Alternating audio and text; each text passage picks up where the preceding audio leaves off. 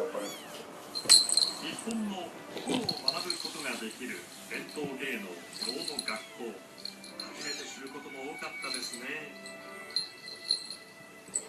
ありがとうございます。はい、行きます。はい。どうもありがとうございます。本当にいろいろありがとうございました。